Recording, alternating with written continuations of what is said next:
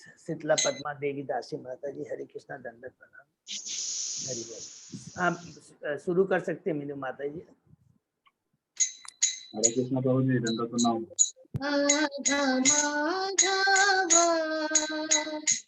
जय कुंज बिहारी, जय राधा माधव,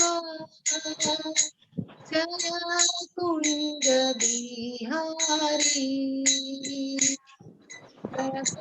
जन वल्लभा, जय गिरिवरधारी, जय गिरिवरधारी, यशोदानंदन व्रज जन रंजन, यशोदानंदन व्रज जन रंजन, यशोदानंदन व्रज जन रंजन, यमुना तीरा वनचारी,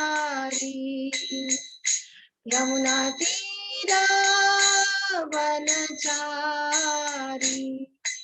जय राधा माधव कुंज बिहारी, जय राधा माधव कुंज बिहारी। हरे कृष्णा कृष्ण कृष्ण हरे हरे, हरे राम राम राम हरे हरे, हरे कृष्णा कृष्ण कृष्ण हरे हरे, हरे राम राम राम हरे हरे, हरे कृष्णा कृष्ण कृष्ण हरे हरे, हरे राम राम राम हरे हरे। गोविंद बोलो हरि गोपाल बोलो, गोविंद बोलो हरि गोपाल बोलो, राधा रमण हरि गोविंद बोलो, राधा रमण हरि गोविंद बोलो, जय राधा माधव राधे, जय राधा गोविंद राधे, जय राधा श्याम सुंदर राधे, जय राधा कुंज बिहारी राधे, जय राधा गोपीनाथ राधे, जय राधा गिरिधारी राधे, जय जगन्नाथ बलदेव, जय सुभद्रा, जय पंचतत्व जय पंचतत्व,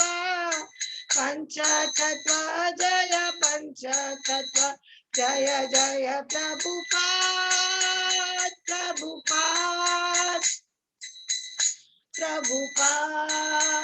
श्रील प्रभुपाद, जय जय गुरुदेव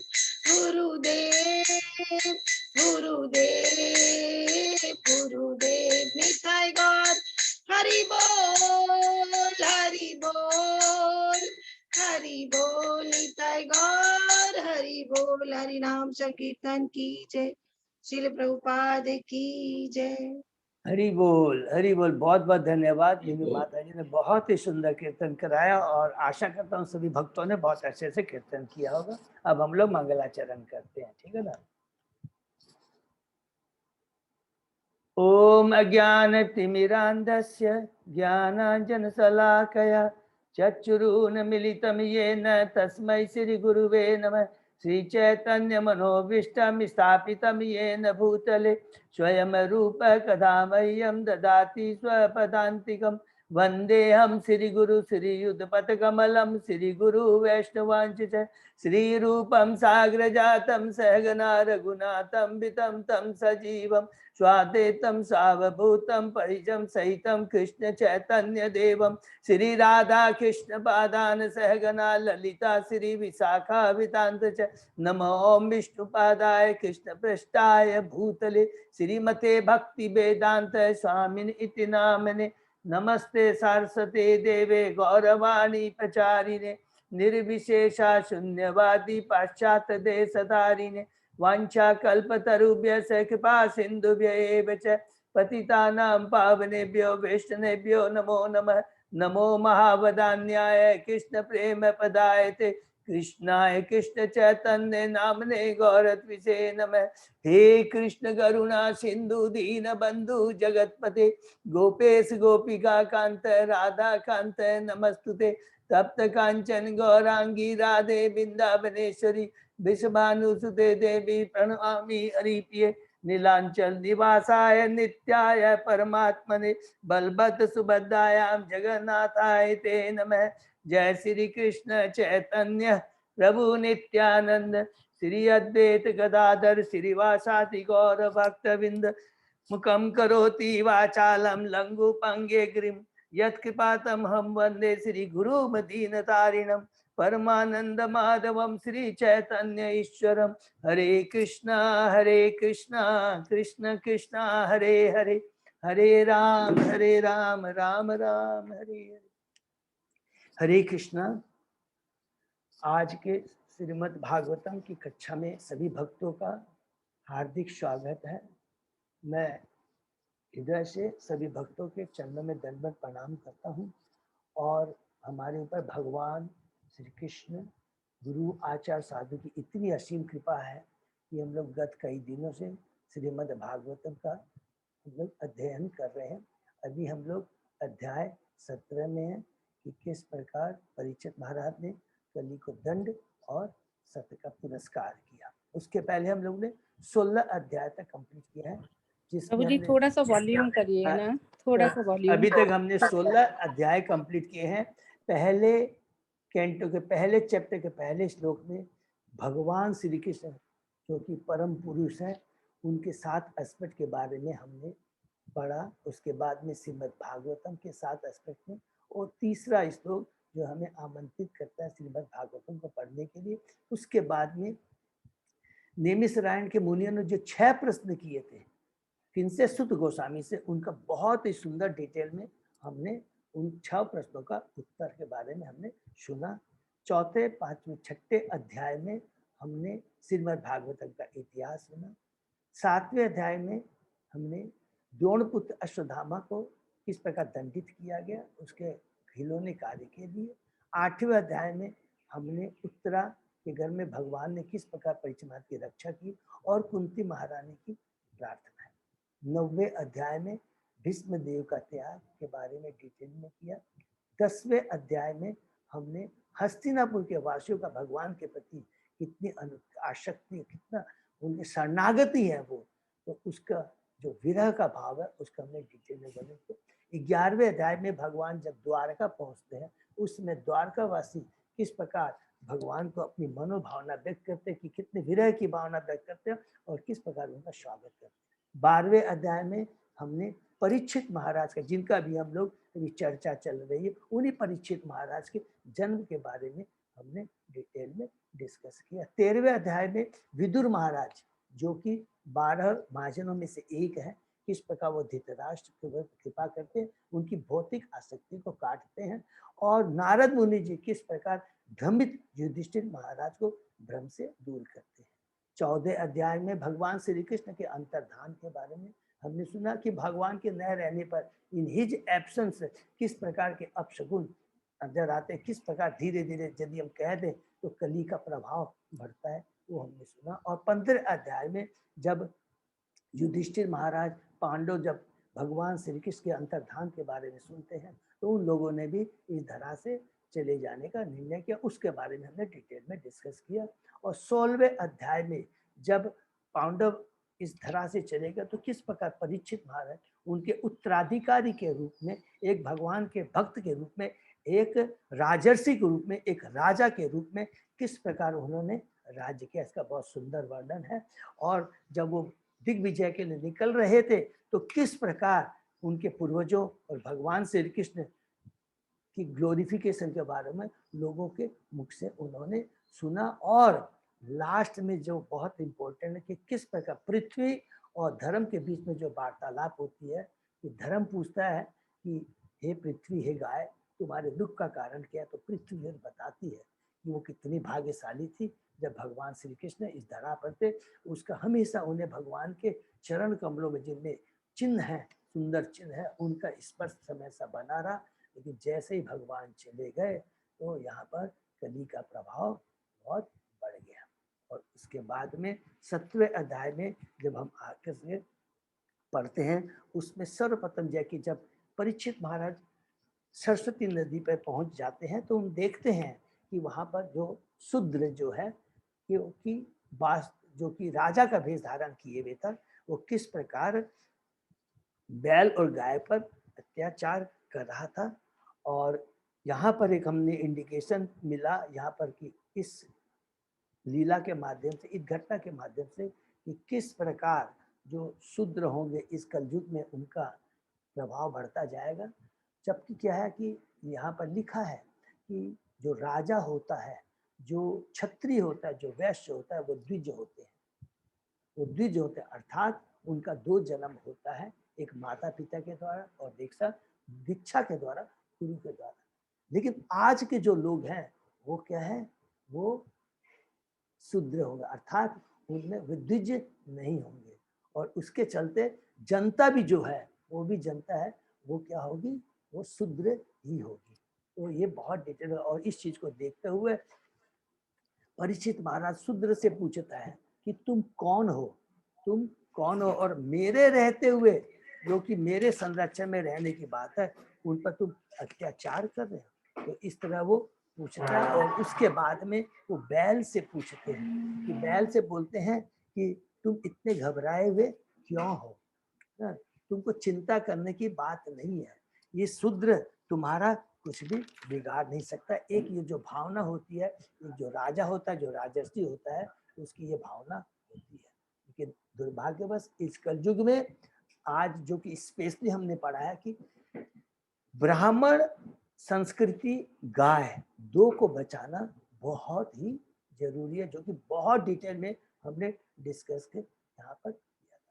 तो जब गाय से, जब बैल से पूछते, सबसे पहले वो शूद्र से पूछते तुम कौन हो, उसके बाद में बैल को बोलते हैं कि तुम तो देवता के समय तुम इतने घबराए थे।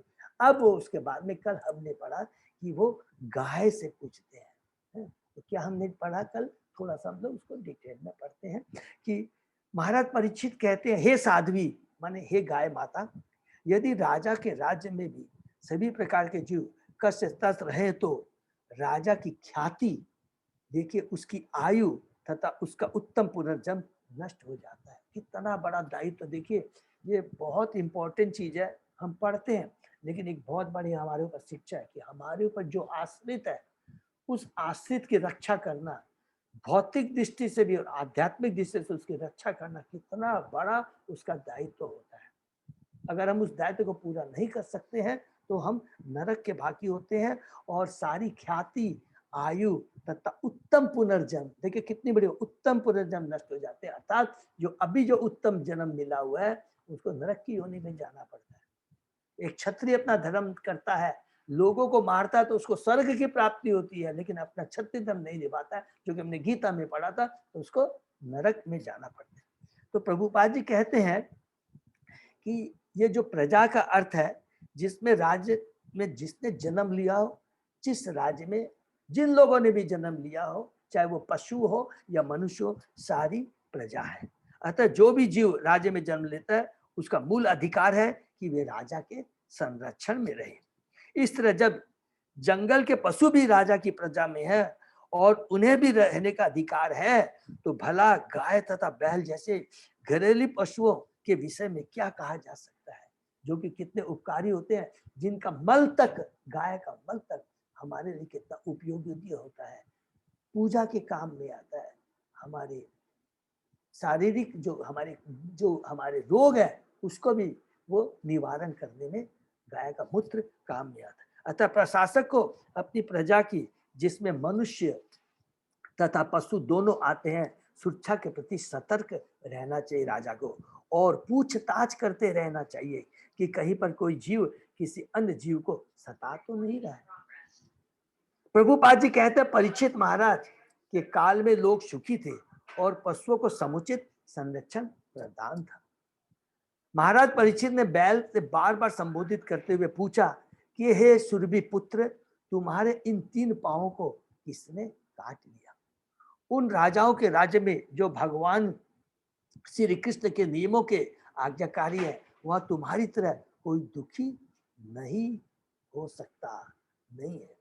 तो प्रभुपाद जी कहते हैं जिस राज्य में कृष्ण के आदेशों का पालन होता है वहां कोई दुखी नहीं रहता, किंतु जहां ऐसा नहीं होता वह धर्म के प्रतिनिधि के 3 पांव कट जाते हैं। अर्थात जहां भगवान के आदेश का पालन नहीं होता है, जहां भगवान के नाम रूप गुणों का श्रवण कीर्तन नहीं होता है, वहां पर असुर प्रवृत्ति का प्रभाव ज्यादा रहता है, बोलबाला रहता है।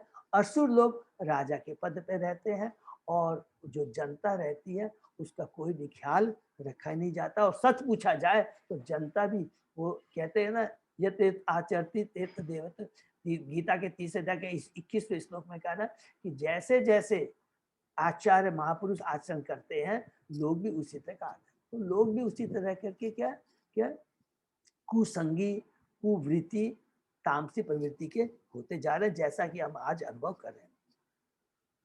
जो उद्दंड व्यक्ति निरपराधियों को सताकर अपराध करता है वह मेरे द्वारा उखाड़ फेंका जाएगा। ये देखिए बहुत इंपॉर्टेंट यहाँ पर परीक्षित महाराज कहते हैं, चाहे वह बाजूवंत तथा अन्य अलंकारों से युक्त स्वर्ग का निवासी ही क्यों ना हो। तो प्रभुपाद जी यहाँ पर बहुत इंपॉर्टेंट बात कहते हैं, परीक्षित महाराज ऐसे स्वर्गवासियों को भी ललकारते हैं। तो इसका मतलब हम लोगों को समझना है यहाँ पर कि वो नहीं है कि अपने घमंड से पुकारते, जो भी शुद्ध भक्त बोलता है, जो कुछ भी करता है वो कृष्ण के आदेश से ही करता है। अर्थात वो ये जो कुछ भी कह रहा है वो अपने गर्व से नहीं कह रहा कि मैं इतना पावरफुल हूं, ये भगवान की वो वाणी बोल रहा है। तो भगवान के सामने सारे जीव उनके अंश है और उसके अंडर में है। अर्थात तो वो स्वर्गवासियों को ललाट के देने का मतलब ये भगवान का आदेश है कि अगर कोई भी जीव, अगर चाहे हमने देखा है कि बड़े बड़े देवता भी हमने लीलाओं में सुना है, अगर उनको जो भगवान ने जो स्पेशल पावर, जो दायित्व दिया है, अगर वो दायित्व को नहीं करते हैं तो भगवान भी उनको प्रताड़ित करते हैं। हमने अलग अलग लीलाओं में देखा है, इवन ब्रह्मा जी को भी भगवान ने डांटा है, अरे तुम जब भी वर दो, हिरण्यकशिपु को दिया तुमने वर, सोच समझ के दिया करो। तो ये परीक्षित महाराज जी क्यों बोल रहे हैं, ये भगवान के आदेश को वो सामने हमारे सामने प्रस्तुत। यदि वे निरपराधों को कष्ट पहुंचाते हैं तो राजा के कर्तव्य उनके। इसका अर्थ यह हुआ कि राज्य के शासन अध्यक्ष को महाराज परीक्षित के समान सशक्त होना चाहिए, जिससे बड़े से बड़े अपराधी को दंड दे सके। तो महाराज परीक्षित के समान होना चाहिए, माने महाराज परीक्षित के अनुसार भगवान के आदेश को पालन करने वाला राजर्षि जैसा होना चाहिए। ये बात यहाँ प्रभुपाद जी बोलना चाहते हैं। राज्य के शासन अध्यक्ष का यह सिद्धांत होना चाहिए कि जो ईश्वर के आदेशों की अवमानना करता है उसे सदैव दंडित किया जाए। देखिए यहाँ पर क्लियर प्रभुपाद जी ने कह दिया था कि जो ये कह रहे, जो भगवान के आदेश का उल्लंघन करता है वो दंड के लायक है। फिर प्रभुपाद जी सुत गोस्वामी जी कहते हैं, शासक का परम धर्म है कि कानून पालन करने वाले व्यक्ति को सभी प्रकार से संरक्षण प्रदान करे। यहाँ पर बताते हैं कि जो भगवान के आदेश का पालन करता है उसको पूर्ण संरक्षण प्रदान होना चाहिए, जो भगवान के भक्त है और जो सत्व गुणी है उनका हमेशा संरक्षण होना चाहिए। और जो सामान्य दिनों में जब आपातकाल नहीं रहता, शास्त्र के आदेशों के विपत हो जाते हैं, उन्हें दंड दे। ये बहुत इंपॉर्टेंट चीज हमने कल पढ़ा था कि आपत्ति काल में कुछ नियमों का नियम का नोट उल्लंघन नहीं होता है, माने कुछ नियम से डेविएट होकर के कुछ हमें करना पड़ता है, लेकिन उसको हमेशा नॉर्मल नियम नहीं मानना चाहिए। हमने कई डिस्कशन किए थे कि अपनी सुरक्षा के लिए जैसे विश्वामित्र को भी मांस खाना पड़ा था, लेकिन उसको ऐसा नहीं कि गलत उसका फायदा उठा करके उसी प्रवृत्ति को अपना ले, तो ये गलत है। तो प्रभुपाद जी कहते हैं शास्त्रों में आपद धर्म का उल्लेख है, जिसका अर्थ है असामान्य घटनाओं को के समय कर्तव्य, किंतु जीव स्वाद के लिए, किंतु जीव, क्योंकि स्पेशली यहाँ पर पशु हत्या के बारे में कहा गया है, गाय बैल की हत्या के बारे में कहा है, लेकिन अपने जीव स्वाद के, जैसे कहा गया कि अरे विश्वामित्र को भी मांस खाना पड़ा, तो इसका मतलब नहीं, उसी उदाहरण को अपने जीवन में उतार कर करके और अपनी जीवा के स्वाद के लिए सामान्य समय में, नॉर्मल समय में मनुष्य को मांस खाकर जीवित रहने का प्रयास नहीं करना चाहिए।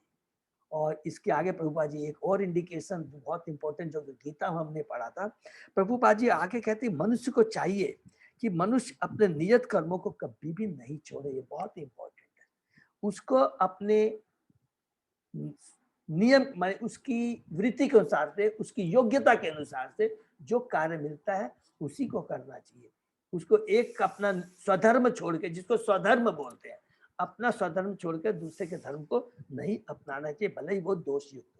और लास्ट में हमने कल जो इसको पढ़ा, परीक्षित महाराज की बात सुनकर जब धर्म अब यहाँ बोलना शुरू करता है, ये हमने पढ़ा, तो धर्म ने कहा कि हे महाराज, अभी आपने मुझसे जो शब्द कहे वे पांडव सी के लिए सर्वथा उपयुक्त है। पांडव के भक्तिपूर्ण गुणों से मोहित होकर भगवान श्री कृष्ण ने दूत का कर्तव्य निभाया। हरि बोल। तो यहाँ पर धर्म बोलता है कि अरे आप पांडव हैं, आप तो भगवान के शुद्ध भक्त हैं, और इसी कारण ने भगवान ने आपका सारे कार्य किए जो कि हमने पढ़े थे। और अर्जुन जो याद करता है कि भगवान कितने कृपालु है, किस प्रकार वो पांडव के प्रति उनकी आसक्ति थी, प्रेम था, उनके लिए सब कुछ करने के लिए तैयार होते हैं। तो हमने पढ़ा है भगवान अपने भक्त के लिए कुछ भी करने के लिए तैयार रहते हैं, कुछ भी। हम लोग में थोड़ी ईगो आ जाए, लेकिन भगवान के भी सोचते तक नहीं, दूत तक बन सकते हैं। राष्ट्रीय युग में पादुका सेवा के लिए वो तैयार हो गए, आने वाले भक्तों के पांव धोते हैं। सोचिए कितने बड़े मान। तो प्रभुपाद जी कहते हैं महाराज परीक्षित द्वारा जो आश्वासन तथा वचन दिए गए थे, उनकी वास्तविक शक्ति की अतिरंजा करने वाले न थे। अर्थात ये जो बातें कह रहे हैं परीक्षित महाराज कह रहे हैं, इसमें कोई एग्जैजरेशन नहीं है, अतिशयोक्ति नहीं है। वे मिथ्या गर्वित नहीं थे, वो वास्तव में जो कुछ कह रहे थे भगवान के आदेश थे। क्योंकि भगवत भक्त भगवान के ही समान और कभी कभी उनसे भी बढ़कर शक्तिशाली होता है। और यदि भक्त कोई वचन देता है तो भले ही सामान्य रूप से उनका पूरा होना कठिन लगे, देखिए हरि बोल, कठिन लगे, लेकिन भगवान की कृपा से वह ढंग से पूरा हो जाता है। ये बहुत इंपॉर्टेंट बात है, इसको हम लोग हमेशा याद रखेंगे कि कभी यदि हम रियली पूर्ण भगवान को शरणागत है, गुरु को शरणागत है, मुंह से जो वचन भी निकलेगा वो कृष्ण का आदेश ही होगा। और मानवीय दृष्टि से लगेगा अरे तू ऐसी बात बोल रहा है, होगा नहीं, उसको भगवान पूरा करते हैं। अब पूरे भागवतम में देख लीजिए लीला में, जब भी इवन जो गलत भी कार्य दिया है, शिव भगवान ने कुछ बोल दिया है, कभी ब्रह्मा जी ने दे दिया है, कभी भी कुछ भी वरदान दे दिया है, भगवान उसको पूरा जरूर करते हैं। बाद में गलत किया तो डांटते हैं। ये भगवान की विशेष कृपा है कि अपने भक्तों की वाणी को रखते हैं। तो यहाँ तक हमने पढ़ा, उसके आगे हम लोग आज पढ़ते हैं। ठीक है, श्लोक नंबर 18 से। ठीक है। ओम नमो भगवते वासुदेवाय, ओम नमो भगवते वासुदेवाय, ओम नमो भगवते वासुदेवाय। नारायण नमस्कृत्य नरं चैव नरोत्तमं देवी सरस्वती व्यासं ततो जयम् उदीरये। नष्ट प्रायेषु अबद्धेषु नित्यं भागवत सेवया, भगवती उत्तम श्लोके भक्ति भवति नष्ट की। आराधयो भगवान ब्रजेश तनय ततदाम वृंदावनम, रमया काचित उपासना व्रजवधु वर्गेण्य कल्पिता। श्रीमद्भागवतम प्रमाणम अमलम प्रेमा पुमर्तो महान, श्री चैतन्य महाप्रभो मतम इदम तत् आदरो न पर। हरे कृष्ण कृष्ण कृष्ण हरि हरि, हरे राम राम राम हरि हरि। हरे कृष्णा। अध्याय 17 श्लोक नंबर 18। अजय प्रभु ठीक है? हाँ प्रभु। ओके, हम लोग शुरू करते हैं। न वयम क्लेश बीजानि यत्यशु पुरुष ऋषभ पुरुषम तम बीजानीम वाक्य भेद विमोहिता। हे पुरुष श्रेष्ठ, धर्म कह रहे हैं युधिष्ठिर महाराज को, यह निश्चित कर पाना अत्यंत कठिन है कि किस दुष्ट ने हमें कष्ट पहुंचाया है, क्योंकि हम सैद्धांतिक दार्शनिकों के विभिन्न मतों से मोहग्रस्त। हरि बोल। सो पावरफुल, सो इंस्ट्रक्टिव ये श्लोक है। इसको हम लोग अंडरलाइन करते हैं। दो चीज को क्या वर्ड बोलते हैं कि कलेश बीजानी, कलेश बीजानी अर्थात जो हमारे कुष्ठ दुख है, दुख का वास्तविक मूल कारण क्या है, ये जानना बहुत ही जरूरी है। और हम लोग किस में फंस जाते हैं? हम सैद्धांतिक दार्शनिकों के विभिन्न मतों में मोहग्रस्त हैं। हम लोग अलग अलग ओपिनियन देते हैं, उसी में बिविल्डर हो जाते हैं। अच्छा ये सही बोल रहा है, अच्छा ये गलत बोल रहा है। आप देखेंगे हम लोग इस कलयुग में जितना कलयुग आता जाएगा उतनी ओपिनियन ऑप्शंस हमको ज्यादा से ज्यादा मिलेंगे और उसी में हम लोग कंफ्यूज हो जाएंगे। उदाहरण के लिए हम देखिए, पहले एक दो मॉडल होते थे, अभी 50 मॉडल है। समझ लो मोबाइल के ही ले लीजिए, तो उसी में कंफ्यूज रहते, पूरा पूरा दिन निकाल देते। अच्छा यार कौन सा मॉडल है, अच्छा कैसे ले, क्या करें, लोग उसी में दिमाग लगाते। तो जितना कलयुग आएगा उतने ऑप्शन, उतनी ओपिनियन, लोग अपने को ज्ञानी तो हो जाएंगे, अलग अलग आप देखेंगे सब अपनी ओपिनियन देंगे, तो हम लोग उसी में कंफ्यूज हो जाते हैं और उसी को कहने लगते हैं हाँ ही इज द बेस्ट। अच्छा ये डीपली सोचेंगे तो ये समझ में आएगा कि ये समय का अपव्यय है, व्यर्थता है। इसीलिए यहाँ पर वर्ड लिखा है, क्योंकि हम सैद्धांतिक दार्शनिकों के विभिन्न मतों में मोहग्रस्त, हम लोग अलग मस्त हो जाते हैं, ये ध्यान रखना है। तो तात्पर्य पढ़ते हैं। संसार में ऐसे सैद्धांतिक दार्शनिक है जो कार्य कारण संबंधी विशेष रूप से कष्टों के कारण तथा जीवन उनके प्रभाव के विषय में अपना अपना मत रखते हैं। सामान्यतः ये तो प्रभुपाद जी अच्छी बात है, लेकिन हम कलयुग के बारे में बता रहे कि लोग अपने अपना अपना मत देना शुरू कर देते हैं। तो यहाँ पर प्रभुपाद जी कहते हैं कि मैनली वेद के अनुसार में सामान्यतः 6 महान दार्शनिक है। वैवैशिक दर्शन के लेखक कणाद, तर्क शास्त्र के लेखक गौतम, योग के लेखक पतंजलि, शाक्य दर्शन के लेखक कपिल, कर्म मीमांसा के लेखक जैमिनी तथा वेदांत दर्शन के लेखक व्यासदेव। ये मुख्य 6 बोनाफाइड वो हैं, ये दार्शनिक है। ठीक है। यद्यपि धर्म रूप बैल तथा पृथ्वी रूप गाय भली बात जानते थे कि साक्षात कली ही उनके कलेशों का कारण है, फिर भी भगवत भक्तों के रूप में ये यह नहीं जानते कि भगवान की आज्ञा बिना कोई किसी को कष्ट नहीं पहुंचा सकता। हरि बोल। कली बाहरी दृष्टि से दिखाई दे रहा है कि वो गाय और बैल के दुख का कारण है, लेकिन भगवत भक्तों के रूप में वे यह नहीं जानते कि भगवान की आज्ञा के बिना कोई किसी को कष्ट नहीं पहुंचा सकता। इसको अंडरलाइन कर देंगे। अगर ये विश्वास हमारे में हो जाए कि भगवान श्री कृष्ण के बिना पत्ता नहीं हिल सकता है, भगवान श्री कृष्ण हम बद्ध जीवों के हृदय में परमात्मा के रूप में सदैव विराजमान रहते हैं और एक एक आत्माओं के एक्टिविटी का ऑब्जर्वेशन बड़ी सूक्ष्म से देखते रहते हैं क्यों और वही डिसाइड करते हैं यमराज को। वो बताते, हमने पहले पढ़ा था कि किस कर्तव्य के अनुसार उसको किस तरह का योनि, किस तरह की पोजीशन, किस तरह का सुख, किस तरह का दुख दिया जाए। यही बीज है, इसको बोलते हैं बीज। यही वास्तविक बीज को जानना बहुत जरूरी है। अगर हम बीज को समझ जाएंगे तो हम सारे दुखों से मुक्त हो जाएंगे, द्वंद्व से हम दूर हो जाएंगे। ये बहुत इंपॉर्टेंट। तो यहाँ पर बाहरी दृष्टि से लग रहा है कि कली दंड दे रहा है, तो यहाँ पर धर्म नहीं बोलता, नहीं, ये दिख रहा है कि कली दंड दे रहा है, लेकिन बीज कारण क्या है ये हमें जानना है। ठीक है। पद्म पुराण के अनुसार हमारे वर्तमान क्लेश पाप रूपी बेल में फल लगने के कारण है, किंतु भक्ति करने से ये पाप के अंकुर भी क्रमशः लुप्त हो जाते हैं। इस तरह उत्पात मचाने वालों को देखते हुए भी भक्त उन्हें कष्ट पहुंचाने का दोषी नहीं ठहराते। वे मान लेते हैं कि उत्पाती व्यक्ति किसी अप्रत्यक्ष कारण से ऐसा नहीं करा, अतएव वे कष्टों को ईश्वर द्वारा थोड़ी थोड़ी मात्रा में भेजे गए समझकर सहन करते हैं, अन्यथा उनके कलेश और भी बड़े होते। हरि बोल।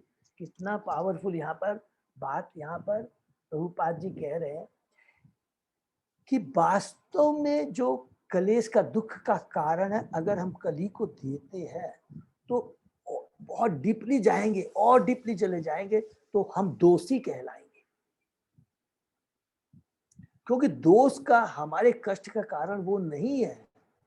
ये भक्त इस लेवल तक सोचता है कि अगर हम किसी को दोषी ठहराते हैं तो वास्तव में वो दोषी नहीं है, क्योंकि बीज तो कोई और है, उसका कारण कौन है, यहाँ पर बहुत डिटेल में बात करता हूँ। और इस प्रकार यदि ये सोच हो जाती है शुद्ध भक्तों की, तो वो तुरंत अलर्ट हो जाता है। और वो क्या सोचता है कि वो तुरंत जानता है, क्या जानता है कि भगवान ही के बिना लिखा है, भगवान के बिना पत्ता भी नहीं हिल सकता है, नंबर 1। नंबर 2, हम भगवान के आत्मा है, भगवान कभी अपनी आत्माओं का बुरा नहीं कर सकते, नंबर 2।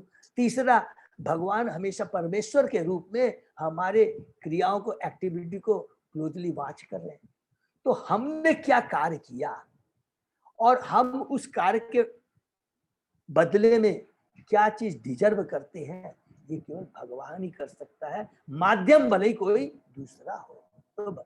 तो इसलिए यहाँ पर भक्त क्या बोलता है कि भगवान को दोष नहीं दे रहा है, अरे असली दुख का कारण तो भगवान है, लेकिन भगवान तो भक्त है, वो जानता है कि माँ यदि दंड देती है तो माँ को दोष नहीं दे सकता है। वो क्या बोलता है, हाँ मैंने गलती की थी, मैं इसका दायित्व लेता हूँ, मैं इसके लिए रिस्पॉन्सिबल हूँ। ये भक्त की सोच होती है और यही सत्य है। अगर ये चीज अगर हम अपने जीवन में समझ लेंगे तो ब्रह्मा जी ने जो एक प्रार्थना की, तते अनुकंपा सुभिक्ष मानो, बहुत ही इंपॉर्टेंट श्लोक है। जब हम 10वें अध्याय में जाएंगे 14वें श्लोक में कहते हैं कि जो हमारे जीवन में हे कृष्ण जो कष्ट आ रहे हैं ये तो बहुत कम है, ये तो उससे मैं ज्यादा के लिए डिजर्व करता हूँ, लेकिन आपकी ये असीम कृपा है, मैं बहुत चालू हूँ क्या कि मैं तुम्हारी शरण में आ गया हूँ और आप अपने शरणागतों पर पूरी रक्षा करते हैं।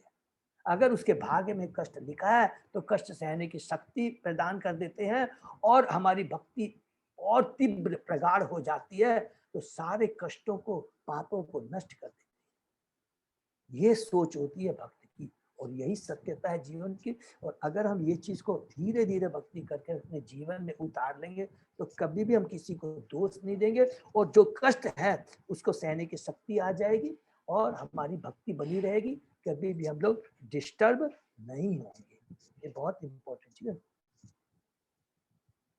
महाराज परीक्षित चाहते कि प्रत्यक्ष उत्पीड़क के विरुद्ध आरोप प्राप्त हो ले, किंतु उन्होंने उपयुक्त आधार पर ऐसा करने से इनकार कर दिया। फिर भी ज्ञानी जन भगवान की स्मृति को नहीं मानते, वे अपने ढंग से कलेशों का कारण ढूंढने का प्रयत्न करते हैं। देखिए इसको अंडर, इसलिए जो ज्ञानी होते, बड़े बड़े विज्ञानी, ज्ञानी दार्शनिक, वो ये सत्यता को नहीं मान, इसीलिए कहते हैं भगवान का भक्त सबसे ज्यादा चतुर होता है और सबसे बड़ा विद्वान ज्ञानी होता है, क्योंकि भगवान ने कहा कि जो मेरा भक्त होता है वो सबसे चतुर होता है, क्योंकि उसको जीवन का वास्तविक जो रूट काज है, दुख का रूट काज है, वो जान लेता है और उसी के अनुसार वो अपना जीवन यापन करता है। ठीक है, जैसा कि अगले श्लोक में बताया गया, श्रील जीव गोस्वामी को ऐसे विचारक स्वयं मोहग्रस्त रहते हैं, अतः वे यह नहीं जान पाते कि समस्त कारणों के कारण भगवान है। हरि बोल। ईश्वर परम कृष्ण सच्चिदानंद विग्रह अनादि आदि गोविंद सर्व कारण कारण। ठीक है, नेक्स्ट। केचित विकल्प वशना आहु आत्मानम आत्मनः देवम अन्य अपरे कर्म स्वभाव अपरे प्रभुम। सभी प्रकार के द्वित्व से इनकार करने वाले कतिपय दार्शनिक यह घोषित करते हैं कि मनुष्य स्वयं अपने सुख तथा दुख के लिए उत्तरदायी है। अन्य लोग कहते हैं कि देवी शक्ति इसके लिए जिम्मेदार है, जबकि कुछ ऐसे लोग हैं जो कहते हैं इसके लिए कर्म जिम्मेदार है, और जो निपट भौतिकतावादी है वे मानते हैं कि प्रकृति ही इसका परम कारण है।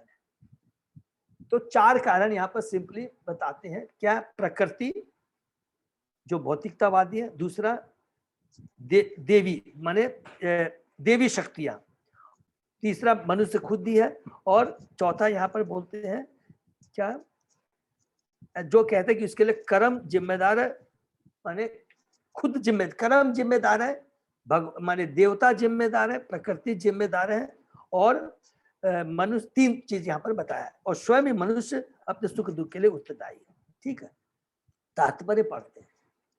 जैसा कि ऊपर कहा चुका है, जैमिनी तथा उनके अनुयायियों के समान दार्शनिक की स्थापना है कि सकाम कर्म ही सारे सुख तथा दुख का मूल कारण है, और यदि कोई श्रेष्ठ अधिकारी, कोई अति मानवीय शक्तिशाली भगवान या देवता है, तो वे भी सकाम कर्म के अधीन है, क्योंकि वे लोगों के कर्म के अनुसार ही फल देते हैं। लास्ट में हम आते हैं, किंतु भगवत गीता में स्वयं भगवान घोषित करते हैं कि वे ही निराकार ब्रह्म के स्रोत हैं, अतः भगवान ही समस्त कारणों के परम कारण है। ब्रह्म संहिता में भी इसकी पुष्टि हुई है कि भगवान कृष्ण समस्त कारणों के कारण है। तो ये यहाँ पर भी यहीं पर बोला गया है कि जो कुछ भी है फाइनल जो डिसीजन होता है, और वो भगवान श्री कृष्ण का ही होता है, और जो भगवान श्री कृष्ण का जो डिसीजन होता है उसमें कोई भी त्रुटि नहीं होती है। इसलिए हम लोगों को, हम जो चीज इस भौतिक जगत में भोग रहे हैं, हमको किसी भी को दोषी ठहराना नहीं। सेम चीज यहाँ पर और बेटर वे में डिटेल में यही चीज बोला गया, जिसका हम तात्पर्य अपने आप पढ़ सकते हैं। ठीक है, नेक्स्ट। अप्रतक्रियात् अनिर्देशयात् इति केषु अपि निश्चयः अत्र अनुरूपम राजरीशे विमृश स्वमनीषया। कुछ ऐसे भी चिंतक है जिनका विश्वास है कि न तो तर्क द्वारा कष्ट का कारण निश्चित किया जा सकता है, न उसे कल्पना से जाना जा सकता है, न ही शब्दों द्वारा व्यक्त किया जा सकता है। हे राजर्षि, आप अपनी बुद्धि से यह सब सोचकर अपने आप निर्णय करें। हरि बोल। देखिए, चूंकि धर्म है तो खुद ही अब परीक्षित महाराज को बोल रहा है कि बेकार के तर्कों से और अपना कल्पना से, इमेजिनेशन से, और अपने शब्दों के द्वारा अपनी बात आप सोच सकते हैं कि इसका मूल कारण हमारे, मेरी जो आज पोजीशन है, इसका जो मूल कारण है, ये आप अब खुद ही सोचकर अपने आप निर्णय। देखिए यहाँ पर कितनी इंपॉर्टेंट पावरफुल बात धर्म बोल रहा है। जो भगवान का शुद्ध भक्त होता है, देखिए अभी हम लोग क्या होता है, वो भगवान के क्या आदेश है वो जानता है। ठीक है, एक जानना एक बात। दूसरा, जब कष्ट आते हैं उस समय जो हमने सीखा है और जो ग्रहण किया, समझा है, उसको अप्लाई करना एक दूसरी बात है। उस समय हमको ज्ञान तो है, लेकिन जब हमारे ऊपर प्रॉब्लम आती है उस ज्ञान को हम अप्लाई नहीं कर पाते, हम लोग बिविल्डर हो जाते हैं। तुरंत हम बोलते हैं हाँ तुम सही बोल रहा है, इसने दोष दिया, इसने गलत किया, इसने गलत। लेकिन जिसकी भक्ति प्रगाढ़ होती है, जो पूर्ण धर्म, वो कष्ट आने के बाद भी उस समय जो उनकी परीक्षा रहती है, उस समय वो अपनी चेतना में विविल्डरनेस, भ्रम नहीं आता है। उस समय भी उनकी चेतना उसी तरह की रहती है, और वो यही सोचते हैं यस, ये जो मेरे पास कष्ट आए हैं, ये मेरे कर्मों का, ये भगवान के आदेश से ही आए हैं। क्या बोलता है वो?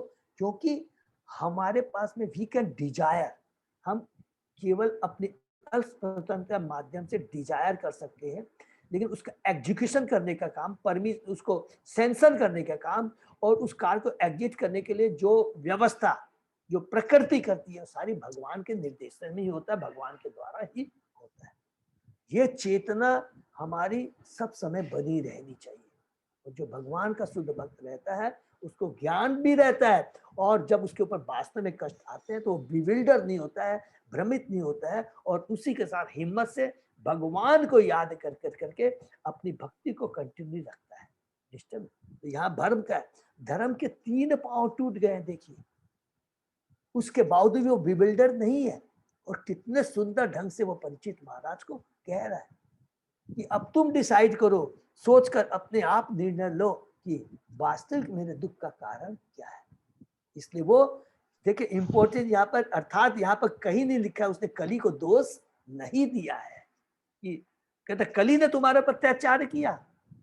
धर्म नहीं बोल रहा कि कली ने मेरे ऊपर अत्याचार। This is very powerful. तो तात्पर्य पढ़ते हैं। प्रभु जी बोलते हैं ना, जैसा कर्म करते हैं वैसा ही फल मिलता है, तो आदमी का कर्म भी तो अच्छा होना चाहिए ना प्रभु जी। बिल्कुल माता जी, बिल्कुल। अभी तो हमने पढ़ा ना, भगवान श्री कृष्ण प्रत्येक जीव के हृदय में परमात्मा के रूप में है और उसके कार्यों का बड़ा ही क्लोजली, उनसे बढ़िया, उनसे भगवान निरीक्षण कर रहे हैं, देख रहे हैं। ठीक है ना। तो जो कुछ भी होता है हम इस जगत में, चाहे आप प्रकृति को ले लीजिए जो सारे अरेंजमेंट करती है हमारे लिए, यमराज को ले लीजिए, भगवान के ही परमिशन, सब कुछ है भगवान के परमिशन। और यही चीज तो यहाँ पर धर्म बताने की चेष्टा कर रहा है। वो कली को दोष नहीं दे रहा है, हम ही अपने कर्म के लिए क्या है रेस्पॉन्सिबल। प्रभु जी पर जो खराब कर्म करते हैं वो बोलते हैं हम भगवान हमसे एक कर्म करा रहे हैं, हम थोड़ी कर रहे हैं, तो वो ऐसे उल्टा ले लेते हैं खराब कर्म। वो अज्ञानी है, वो अज्ञानी है। उनको ज्ञानी है, हमारा कर्तव्य बनता है उनको समझाने का, उनको शास्त्र दिखा के बता करके शास्त्र का रिफरेंस दे करके उनको समझाना का हमें प्रयत्न करना चाहिए। ठीक है ना। वैष्णव मतावली भगवत भक्तों का ऐसा विश्वास है, जैसा कि ऊपर कहा गया है कि परमेश्वर की इच्छा के बिना कुछ भी घटित नहीं हो सकता। ये हमेशा याद रखेंगे तो हम कभी भी बिविल्डर नहीं होंगे। वे ही परम निर्देशक है, इज द रियल डायरेक्टर, क्योंकि वे भगवत गीता में 15 पुष्टि करते हैं कि सर्वव्यापी परमात्मा के रूप में वे सबों के हृदय में वास करते हैं। दो जगह, एक जगह और बोला ईश्वर सर्वभूतानाम, गीता के 18वें अध्याय के 61 कि भगवान सदैव हमारे हृदय में विराज। और यहाँ पर क्या, सर्वस्व चावम हृदय सन्निविष्टो मत स्मृति ज्ञानम पूर्णम च, ये 15वें अध्याय का 15 श्लोक है। तो भगवान क्या है, कि सर्वव्यापी परमात्मा के रूप में वे सबों के हृदय में वास करते हैं और सारे कर्मों पर निगरानी रखते हैं। ठीक है ना। सरोजिनी रोहिणी माता जी लिखा, तथा सारे कर्मों के साक्षी है वो। यहाँ तक नास्तिकों के इस तर्क का खंडन होता है कि जब तक किसी न्यायाधीश के साथ किसी का दुष्कर्म सिद्ध न हो ले तब तक उसे दंडित नहीं किया जाता, क्योंकि हम शाश्वत साक्षी तथा जीव के निरंतर संगी को स्वीकार करते हैं। पुनः जन्म में या इसी जीवन में जीव ने जो कुछ भी किया हो उसे वह भूल सकता है, लेकिन हमें यह जान लेना चाहिए कि एक ही वृक्ष में जीव तथा परमात्मा दो पक्षियों के रूप में बैठे हुए हैं। इनमें से एक अर्थात जीव माने हम जीव उस वृक्ष के फल खा रहा है, माने इस भौतिक जगत को हम भोग रहा है प्रकृति के 3 गुणों के से बंध करके, और दूसरा अर्थात परमात्मा उसके कार्यकलापों का साक्षी बना हुआ है। आप सोचिए ना कितनी इंपॉर्टेंट बात यहाँ पर, दिव्य बात लिखी हुई है कि भगवान परमेश्वर के अलावा हम किसी और का नाम कोट कर सकते हैं कि जो रियल साक्षी हो सकता है, जो बता सकता है कि हमारे कर्म कैसे हैं, और हम खाली अपना तर्क देते रहते हैं ऐसे हो गया ऐसे हो गया। रियल ऑब्जर्वर को केवल भगवान श्री कृष्ण परमात्मा के रूप में हमारे हृदय में जो विराजमान है वही सही बात बता सकते हैं कि तुम्हारे कर्म क्या है, तुमको ये कष्ट क्यों मिल रहा है। और इसीलिए कुंती महारानी बोलती है, देखिए जो भगवान का शुद्ध भक्त होता है, कभी भी 5 पांडवों को इतने कष्ट आए, उन्होंने कभी भी ब्लेम दिया क्या? कुंती महारानी ने ब्लेम दिया क्या? एक बार थोड़ी सी वो आसक्त हो जाती है कि देखिए हे कृष्ण अभी आप चले जाएंगे, अभी तो मेरे बच्चे युधिष्ठिर को राज सिंहासन मिला है और आप चले जाएंगे। तुरंत वो क्या बोलती है कि हे कृष्णा, मेरी आसक्ति, ये मेरे बच्चे मेरे पांडव है, भक्तों का एसोसिएशन बना रहे, लेकिन मेरी जो उनके प्रति भौतिक आसक्ति है उसको काट दीजिए।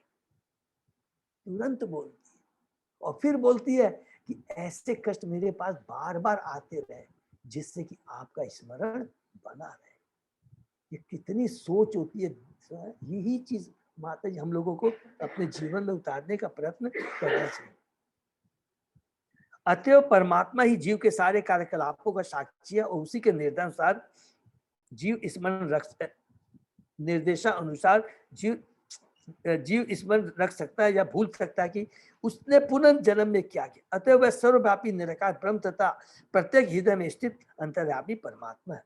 वह समस्त भूत वर्तमान तथा भविष्य के ज्ञाता है। उससे कुछ भी छिपाया नहीं जा सकता, भगवान से कुछ भी छिपाया नहीं जा सकता।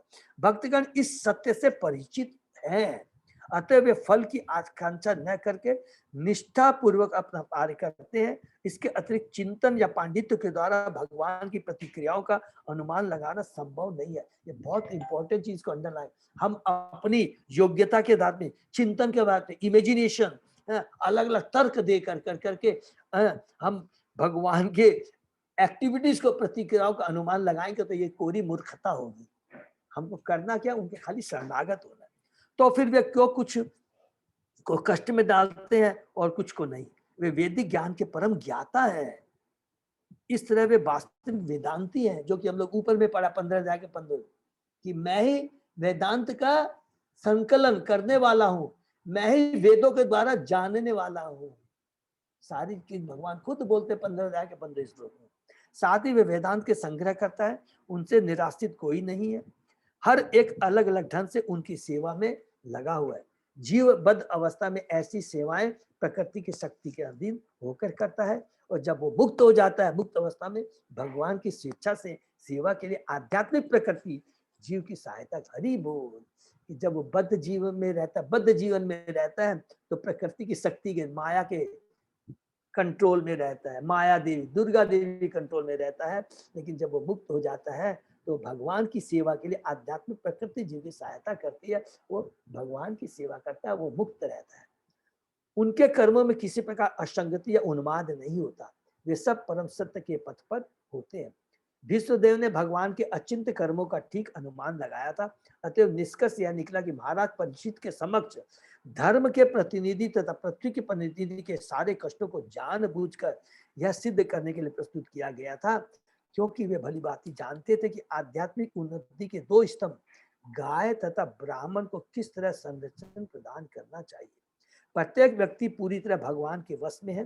वे जब किसी के द्वारा कोई काम कराना चाहते हैं, देखिए क्या लिखा है, किसी के द्वारा कोई काम कराना चाहते हैं तो उनका कर्म सही होता है। इस प्रकार महाराज परीक्षित की महानता की परीक्षा ली गई।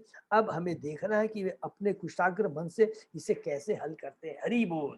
तो यहाँ पर हमने देखिए क्या पढ़ा कि महाराज परीक्षित उसको देखते हैं, कली को देखते हैं जो राजा के रूप में है, इधर धर्म बैल को देखते हैं और पृथ्वी को देखते हैं, उनकी वार्तालाप को सुनते हैं, और फिर वो कहते हैं कि तुम्हारा ये जो हुआ है, तुम्हारा जो तुम ये कष्ट भोग रहे हो, यहाँ धर्म उसको क्या जवाब देता है। और अब राजा परीक्षित के ऊपर वो छोड़ देते हैं कि अब तुम डिसीजन लो, कली के प्रति तुमको क्या डिसीजन लेना तुम्हारे ऊपर में है। ये एक बहुत बड़ी परीक्षा, चेतावनी यहाँ पर प्रभु जी बताते हैं परीक्षित महाराज को मिलती है। अब हम लोग आगे बढ़ते हैं। सुतवाच एवं धर्मे प्रवदति सह सम्राट द्विज सत्तम समाहितेन मनसा विखेद पर्यचष्टतम। सुत गोस्वामी ने कहा, हे ब्राह्मणों में श्रेष्ठ, धर्म को इस तरह बोलते सुनकर सम्राट परीक्षित अत्यंत संतुष्ट हुए, क्योंकि वो भगवान के शुद्ध भक्त हैं, और बिना किसी त्रुटि या खेद के इस तरह उत्तर दिया। और तुरंत समझ जाते हैं। तो धर्म रूप बैल का कथन दर्शन तथा ज्ञान से पूर्ण था, और राजा संतुष्ट था, क्योंकि वह जान गया था कि पीड़ित बैल सामान्य जीव नहीं था, वो स्वयं धर्म है। जब तक कोई परमेश्वर के नियम से पूरी तरह अवगत न हो, इसको प्लीज अंडरलाइन कर लेंगे हम लोग, जब तक कोई परमेश्वर के नियम से पूरी तरह अवगत न हो, तब तक वह ऐसी मार्मिक बातों या इतनी डीपली बातों, इतना डीप शिक्षा बातों का या दार्शनिक सत्य का भाषण नहीं कर सकता। सम्राट भी समान रूप से कुशाग्र बुद्धि वाला था, अतः उसने बिना किसी त्रुटि या संशय के उत्तर दिया। वो समझ गया धर्म भगवान का शुद्ध, वो साक्षात धर्म है। और साक्षात धर्म कौन है? भगवान है। भगवान ही धर्म के संस्थापक, हमने पढ़ा है, ठीक है। और इधर कौन है? परीक्षित महाराज, जो भगवान के शुद्ध भक्त हैं। वो तुरंत समझ गए कि धर्म क्या बोलना चाह रहा है, अर्थात भगवान क्या बोलना चाह रहे। राजोवाच धर्मं प्रविशी धर्मज्ञ धर्म असीवृष्ट धृक यत अधर्म कृत स्थानम सूचकस्य अपि तत् भवेत। राजा ने कहा, अरे तुम तो बैल के रूप में हो, तुम तो धर्म के सत्य को जानते हो और तुम सिद्धांत के अनुसार बोल रहे हो कि अधार्मिक कर्मों के अपराधी के लिए वांछित गंतव्य गति वही है जो उस अपराधी की पहचान करने वाले की है। तुम साक्षात धर्म के अतिरिक्त अन्य कोई नहीं हो। हरि बोल। भक्त का निष्कर्ष यही है कि भगवान की इच्छा के बिना कोई उपकारी बनने या अपराध करने के लिए प्रत्यक्ष रूप से उत्तरदायी नहीं होता। अतः भक्त किसी को ऐसे कर्म के लिए प्रत्यक्ष उत्तरदायी नहीं मानता। जस्ट देख लिया और बोल दिया हाँ तुम ही उत्तरदायी हो। भक्त क्योंकि वो ज्ञानवान होता है, किंतु वह दोनों ही प्रकार से यह मान लेता है कि हानि या लाभ ईश्वर प्रदत्त है और इस तरह यह उनकी कृपा है। ये देखिए क्या लिखता है, यह उनकी कृपा है। कृपा का मतलब क्या कि अगर भगवान हमको जहाँ कष्ट भी देते हैं, जो कुछ करते हैं, तो सोचिए बहुत डीपली इसको समझेंगे। हमने कोई अपराध किया और भगवान ने सही सही बता दिया कि देख तू अपराधी है और तू जल्दी से उसको भोग ले, जो भी तेरे कर्म है उसको वो भोग करके उसको खत्म कर और मेरी भक्ति में आकर सीधा गोलोक धाम आ। भगवान कहीं नहीं बोले हैं कि देखो अगर तू गलत कर्म करेगा तो मैं तेरे को गोलोक धाम ले जाऊंगा, नहीं। क्योंकि भगवान के जो नियम है ना वो बड़े पवित्र हैं और क्या न्यूट्रल है, माने इसमें कोई पक्षपात नहीं होता है। ये हमेशा याद रखें। इसलिए कहते हैं यह उनकी कृपा है कि तुमने मेरी गलती को बता दिया और गलती के लिए जो दंड है वो तू दे रहा है मेरे को, तो मेरे को विलिंगली एक्सेप्ट करना चाहिए कि मैंने गलत कर्म किए, जल्दी से उसको भोग करके, अर्थात कैसे भोगेंगे, तुरंत भगवान से जुड़ कर करके। जब भगवान से जुड़ेंगे तो हमें के वो कष्ट ही नजर नहीं आएंगे। अपने हमने पढ़ा है कि पहाड़ जैसा भी कष्ट क्या है, भगवान की कृपा से वो छोटा सा हो जाता है। ठीक है, लाभ के विषय में इसे कोई इनकार नहीं करेगा कि वह ईश्वर प्रदत्त होता है, लेकिन हानि या पराजय के विषय में मनुष्य संशय करता है कि भला भगवान अपने भक्त पर इतना निष्ठुर क्यों होगा कि उसे विपत्ति में डाले। जीसस क्राइस्ट को जब किसी अज्ञानी ने क्रॉस पर चढ़ा दिया तो वे महान विपत्ति में पड़े प्रतीत होते थे, लेकिन वे अपराधकर्ता के ऊपर कभी क्रुद्ध नहीं हुए। देखिए कि उन्होंने कभी भी दोष नहीं दिया जिन्होंने उनको सूली पर चढ़ाया था, क्योंकि वो जानते हैं जो जीवन के जो सत्य को है, भगवान के जो आदेश है, नियम को वो जानते हैं। वो तो वैसे भी स्वयं भगवान के अवतार है। अनुकूल या प्रतिकूल वस्तु को स्वीकार करने की यही विधि है और अनुकूल या प्रतिकूल वस्तु को स्वीकार करने की यही विधि है। इसको भी अंडरलाइन कर लीजिए कि प्रतिकूल जो अवस्था है उसके लिए कोई दायित्व रिस्पॉन्सिबल में हम ही है, और जो प्रतिकूल है उसको भी हमें भगवान का प्रसाद समझ करके भगवान की सेवा में लगाना चाहिए, खुद को भोगने के लिए नहीं करना। इस तरह भक्त के लिए अपराधी की बुराई करने वाला अपराध कर्ता के ही समान पापी है। अरे बाप रे, देखे कितनी बड़ी पावरफुल बात है। इस तरह भक्त के लिए अपराधी की बुराई करने वाला कि इसने मेरा बुरा क्या है, अपराध कर्ता के ही समान है, पापी है। ये प्रभुपाद जी बोल रहे हैं कि अगर हम किसी को कहते हैं तू अपराधी है, अगर हम ऐसा बोलते हैं तो हम भी पाप करने वाले ही कहलाएंगे। भगवत कृपा से भक्त सभी प्रकार की विपत्तियां सहता है। महाराज परीक्षित ने इसे देखा, इसलिए वे समझ गए कि यह बैल और कोई न होकर साक्षात धर्म है। दूसरे शब्द में भक्त को किसी तरह का कष्ट नहीं होता, क्योंकि तथाकथित कष्ट भी भक्त के लिए भगवान की कृपा है, क्योंकि भक्त भगवान को हर वस्तु में देखता है। गाय तथा बैल ने कभी राजा को से यह शिकायत नहीं की कि वे कलयुग द्वारा सताए जा रहे हैं। दोनों की, पृथ्वी भगवान की शुद्ध भक्त है, बैल साक्षात धर्म, दोनों ने कहीं भी नहीं कहा कि मेरे कष्ट का कारण कौन, हु इज रिस्पॉन्सिबल, किसी के लिए उन्होंने शिकायत नहीं की। यद्यपि राज्य अधिकारियों के समय सभी लोग ऐसे शिकायतें पेश करते हैं। बैल के असामान्य आचरण से ही राजा ने निष्कर्ष निकाला कि बैल साक्षात धर्म था, क्योंकि अन्य कोई भी धर्म की बारीकियों को इस तरह नहीं समझ सकता। तो ये अंडरलाइन कर लेंगे कि साक्षात धर्म, क्योंकि अन्य कोई भी धर्म की बारीकी को, धर्म की जो वास्तव बारीकी है उसको केवल भगवान का शुद्ध भक्ति समझ सकता है।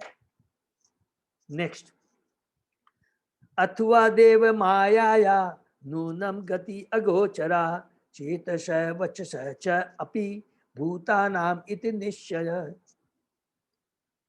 इस प्रकार यह निष्कर्ष निकलता है कि भगवान की शक्तियां अचिंत्य है। हरि बोल। कोई न तो मानसिक चिंतन द्वारा न ही शब्द चातुरी द्वारा उनका अनुमान लगा सकता है।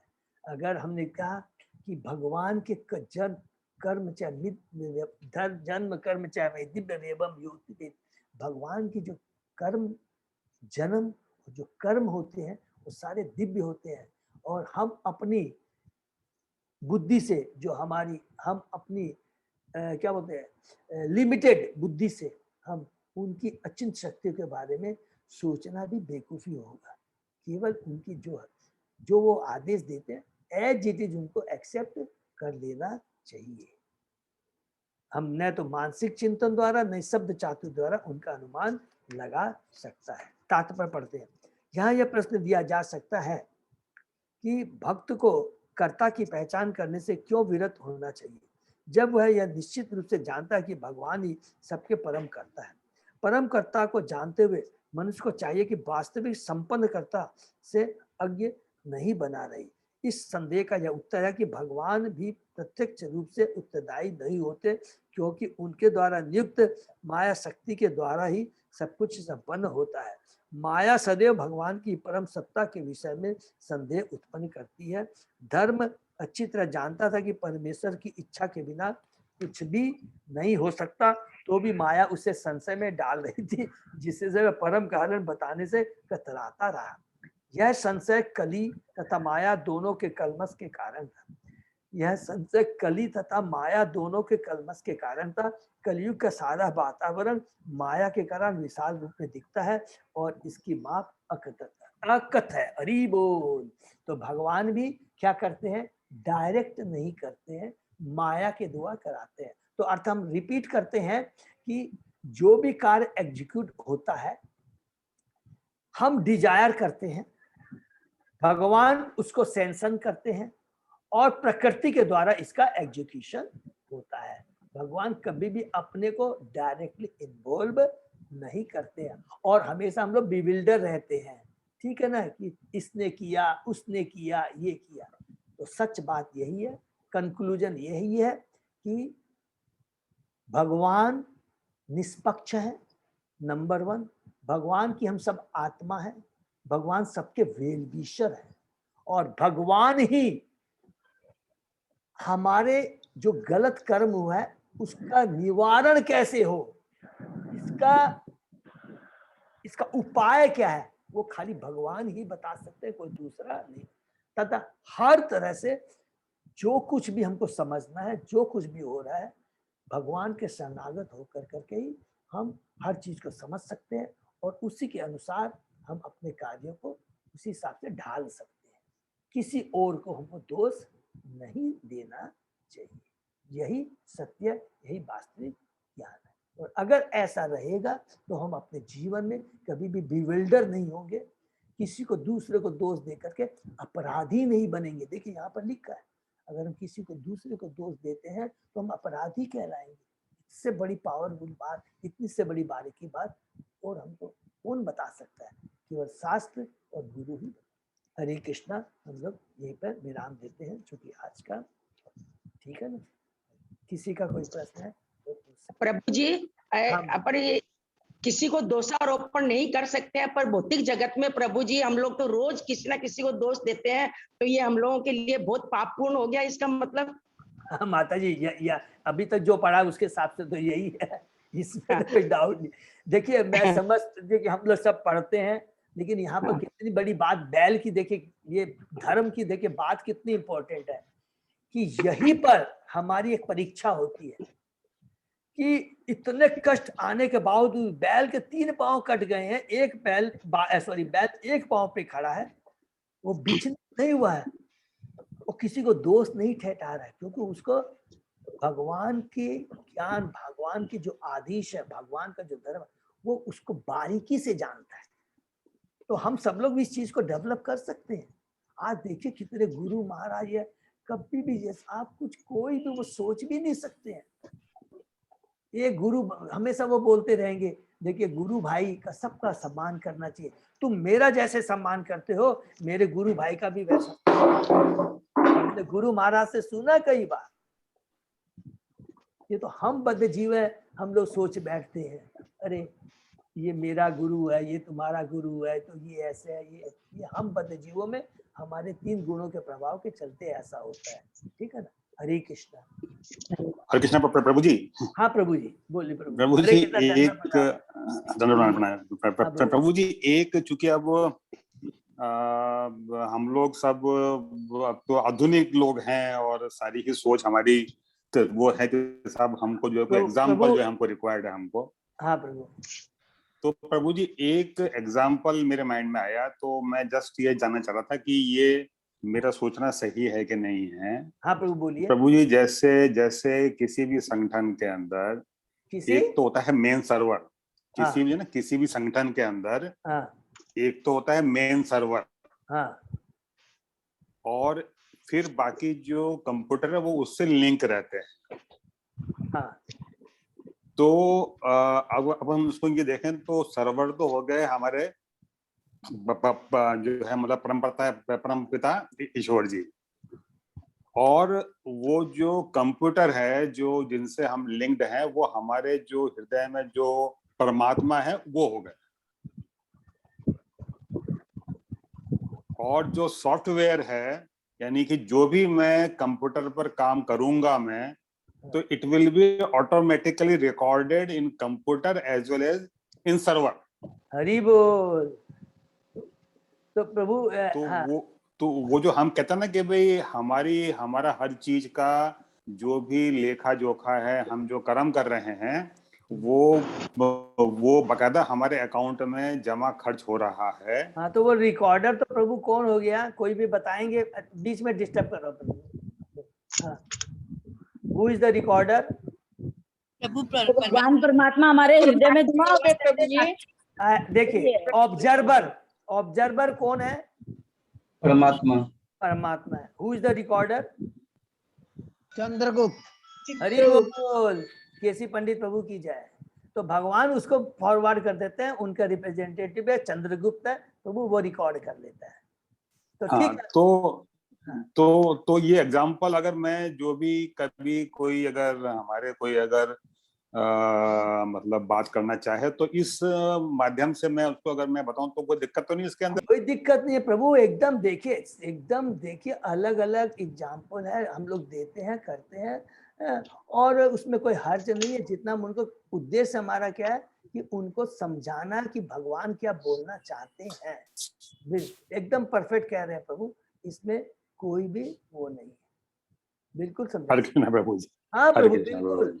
देखिए जो तत्व है ना, तत्व से डेविएशन नहीं होना चाहिए, हमें अपनी थ्योरी नहीं देना है, ये बस। हाँ मैं इसीलिए जो है ना, मैं सिर्फ इसीलिए जो है ना, मैं इसीलिए जानना चाह रहा था मैं, हम देखिए कि भैया कहीं ऐसा ना हो कि मतलब जो है ये मतलब मेरा एग्जांपल जो है नहीं ठीक है, विरुद्ध हो मतलब उसके। नहीं प्रभु बिल्कुल कोई बात नहीं है, एकदम बिल्कुल सकते हैं। तत्व को पेश करना एज इट इज, जो प्रभुपाद जी गुरु महाराज और भगवान बोलना चाहते हैं। भगवान जो बोलते हैं, गुरु महाराज उनके प्रतिनिधि वही बात बोलते हैं, आप भी तो वही बात बोल रहे हैं। हाँ, क्योंकि क्या ना, ये जो नए बच्चे होते हैं ना, इन नए बच्चे जो है ना वो उनको उसी ढंग से उनको उसी तरह का एग्जाम्पल देके समझाना पड़ता है। बिल्कुल आप सही कह रहे हैं। हाँ जी। Thank you so much. Hare Krishna Prabhu ji. Hare Krishna, धन्यवाद। और किसी का कोई प्रश्न? अच्छा प्रभु, धर्मराज तो जोमराज ही है ना प्रभु? है प्रभु, धर्मराज जोमराज ही है ना यहाँ पर? हाँ प्रभु, देखिए धर्मराज वो यमराज है, यमराज धर्मराज, इसको एक कैसे बोल रहे हैं प्रभु? तो फिर धर्मराज कौन है एक्चुअली? धर्मों का साक्षात खुद वो धर्म है, खुद धर्मराज खुद ही है। तो धर्मराज यमराज के लीडर नहीं होंगे प्रभु जी? हैं? धर्मराज यमराज के लीडर नहीं होंगे क्या? नहीं मेरे ख्याल में एक वो केसी पंडित प्रभु जो बोल रहे हैं उस हिसाब से वो भी ठीक ही बोल रहे हैं कि देखिए धर्मराज है जो कि यमराज है, वो भगवान के आदेश से जो भी रिकॉर्डिंग परमात्मा जो भी ऑब्जर्व करते हैं उसको वो रिकॉर्डिंग चंद्रगुप्त करते हैं और उस हिसाब से उनको वो जीवों को पनिशमेंट देते हैं। तो अब जैसे कि हम युधिष्ठिर महाराज को क्या बोलते हैं? केसी पंडित प्रभु? धर्मराज। युधिष्ठिर महाराज धर्मराज ही बोलते उनका उनका बेटा है ना वो, हाँ उनका हाँ, सन है ना वो, हाँ धर्मराज का वो है, ठीक है, उसका- उनका सन है। उसका सन है। हाँ सन है। तो वो हम लोग ठीक से अब एक बार समझ लेंगे, ठीक है ना, अपने मन से नहीं बोले हैं प्रभु, इसको हम लोग एक बार और अच्छी तरह समझ लेंगे, ठीक है प्रभु। और किसी का कोई ओपिनियन या कोई बताना चाहेंगे जो केसी पंडित ने कहा है?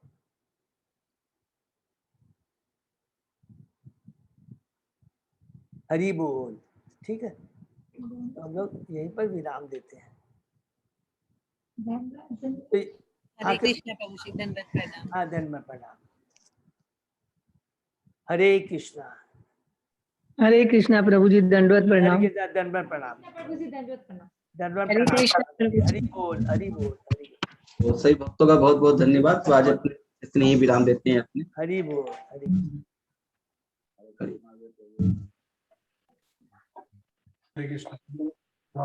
हरे कृष्ण धन्यवाद।